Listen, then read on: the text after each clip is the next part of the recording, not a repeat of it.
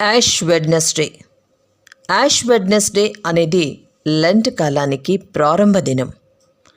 ఈరోజు మనకు మానవ స్వభావం, పాపస్థితి, పశ్చాత్తాపం అవసరం, దేవుని కృప అవసరం అన్న విషయాలను గుర్తు చేస్తుంది.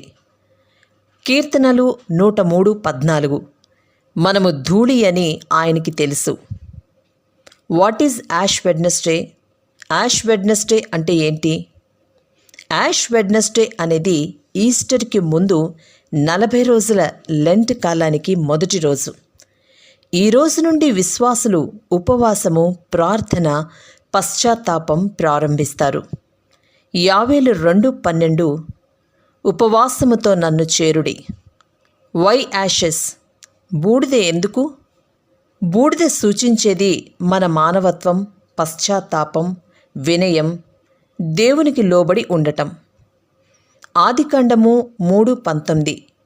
నీవు ధూళివి, మళ్ళీ ధూళిలోకే తిరిగి పోవుదువు.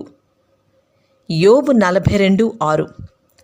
కావున నన్ను నేను అసహ్యించుకొని ధూళిలోనూ బూడిదలోనూ పడి పశ్చాత్తాపడుచున్నాను.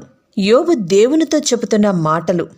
యోబు తీవ్ర శ్రమలు అనుభవించిన తరువాత దేవుని మహిమను గ్రహించి తన పరిమితిని గుర్తించి వినయంతో పశ్చాత్తాపడ్డాడు. బూడిద అనేది సంపూర్ణ వినయానికి చిహ్నం. దానియేలు 9:3. అంతట నేను గోనెపట్ట కట్టుకొని ధూళి తలపైన వేసుకొని ఉపవాసముండి ప్రార్థనా విజ్ఞాపనలు చేయుటకే ప్రభువుకు దేవుని ఎదుట నా మనస్సును నిబ్బరము చేసుకొంటిని. ప్రవక్త దానియేలు దేవునితో చెబుతున్న మాటలు. ఇజ్రాయేలు ప్రజల పాపాల కొరకు మధ్యవర్తిగా ప్రార్థించిన సందర్భం. బూడిద ప్లస్ ఉపవాసం = నిజమైన పశ్చాత్తాపం. యోనా 3:6.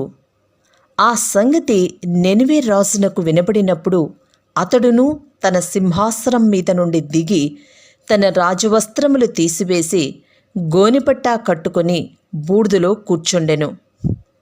నెనివే రాజు మరియు ప్రజలు దేవుని హెచ్చరిక విన్నారు. బూడిదలో కూర్చొని పశ్చాత్తాపడ్డారు.